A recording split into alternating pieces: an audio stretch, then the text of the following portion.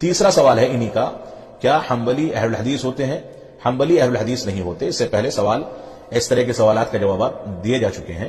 حنابلہ کے یہاں عقائد میں اور مسائل میں بہت حد تک اہل حدیثوں کے مسائل سے قربت پائی جاتی ہے، لیکن اگر کوئی حنبلی دلیل کے واضح ہو جانے کے باوجود امام احمد بن حنبل کے فتوے پر اڑا رہتا ہے اور دلیل کی جانب رجوع نہیں کرتا، اپنے امام کی بات کو ترک نہیں کرتا ہے، تو ایسی صورت میں وہ اس مسئلے میں گمراہ مانا جائے گا.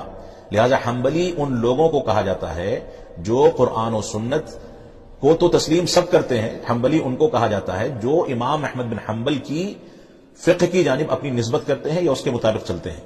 اب اس کے مطابق چلنے میں اگر وہ تعصب اختیار کریں یا کوئی بھی مسلک، کسی بھی مسلک کو ماننے والا تعصب اختیار کرے گا، حزبیت اختیار کرے گا، تو وہ گمراہ مانا جائے گا. لہذا حنبلی کہا جاتا ہے امام احمد بن حنبل کی پیروی کرنے یا تقلید کرنے والوں کو، اور اہل الحدیث کہا جاتا ہے قرآن و سنت کو سلف صالحین بالخصوص صحابہ کرام کے فہم پر سمجھنے والوں کو. الحمد لله.